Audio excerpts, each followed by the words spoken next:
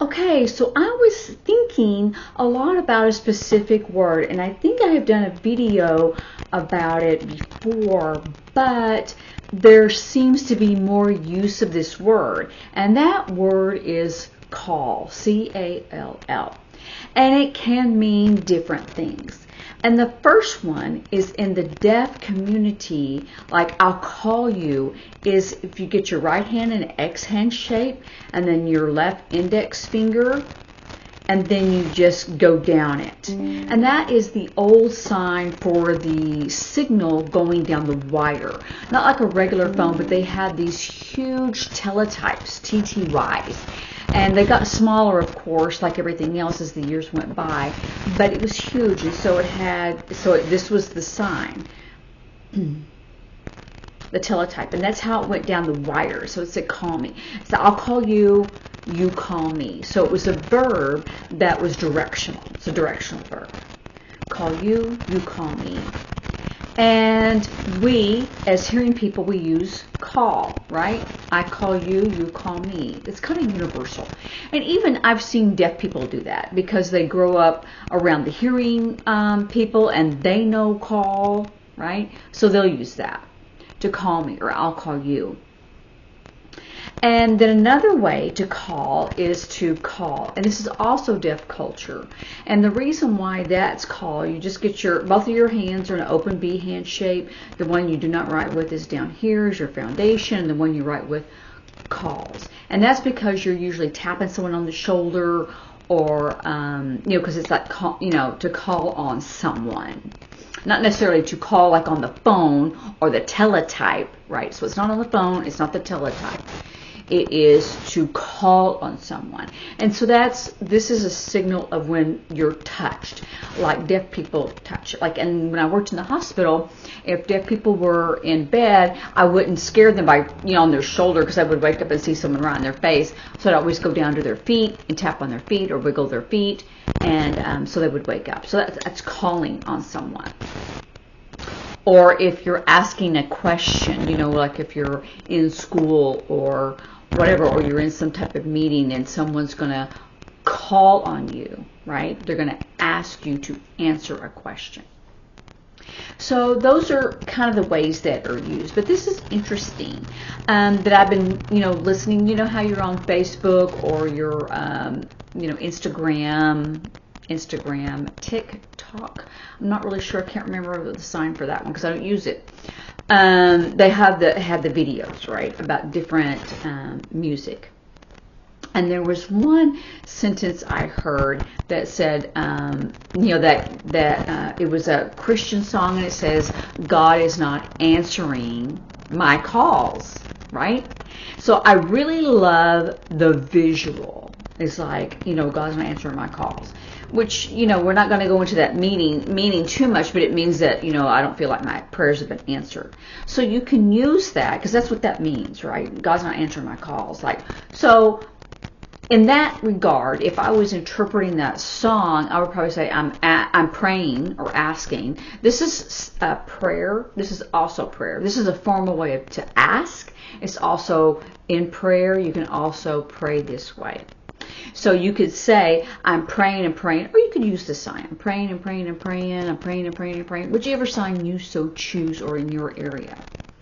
And then you could say, you could point to he, or you could even say God, answer not, or answer nothing. That's all conceptual, right? This is when you get the conceptual part of the language. Like, I ask and ask and ask, and God responds not, or responds nothing. That, that's the way it feels. So that's how you would conceptually, sign that. But I do like that whole, God's not answering my calls. I thought that was the first time I heard it, was today. But another one. It was another Christian song, and it said, and it was talking about, it was also talking about calling on God, or God calling on you. And I can't remember now exactly. I thought I was gonna. I think I remembered it when I first started, and now it's kind of gone out. It's slipped my mind, fallen through the cracks. But it was to call on the phone. They said, they were using the phone to call on me, right? So they were using the phone as the sign. And a lot of people will do that. They'll learn about calling, I call, you call. But when you talk about some of those things, if it's God calling on you to do a task, I would not say that God is calling me. I would say God is calling. He's calling me. I would use that one. Because it's more conceptually correct. And that's the whole point, right? Is this conceptually correct? God is calling on me. Or God asked me, right? Or I'm called to go. Or my calling. That's really an interesting one, because you say, what is your calling? Or find your calling. I was watching a movie, I don't know if it was a Christmas movie, but it was not so long ago, and they talked about you need to find your calling. Now, as I'm watching any type of, show or movie or anything, I always kind of think about, how would I sign that? And you could say you need to find your calling. You could do it that way. Or you could say, you need to find your purpose. Oh, I know. It was about an Olympic runner from, like 1930 or whatever. 1932, that's what it was. And his parents said, you need to find your calling. You could say, you need to find your purpose. You need to find your calling. You need to find or figure out your gift, both X-hand shapes, and you're giving it to someone, your gift. You could do that 3 different ways. That's what I really love about sign language. I've said so many times before, is this conceptual part of it that you can use it to mean different things. So if someone says, oh, you need to find your purpose, find your calling, find your gift. God called me. God didn't call me, and I don't call him, right? I call on him, but I can say that I ask him, right? Or you can even use the word beg, pleading, that type of, I'm pleading, right? So there's different ways to use that word call as opposed to a phone call or a phone call, right? I wouldn't use text, because that's, words, that's sentences.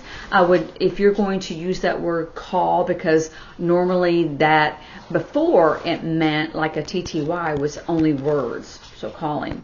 But now you can video call, right? And so you would have a video call. So I wouldn't use that in that kind of sense, because it's separate. Because that means that you're just kind of chatting or talking with that person, personal or business. And so, but even if you were in a class and the teacher called on you, it would be, if you were deaf, they would have to probably call on you or call on you, right? So that's where that came from, to call on you. Or to ask you to volunteer. When you're called upon to do something, you're asked to volunteer normally. So, or it's an addition to your job. So it's really like a volunteer. So I would do call.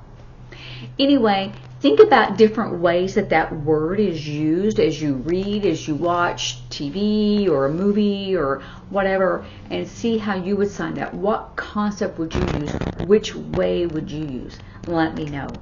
Okay, I will see you later. Practice. Bye.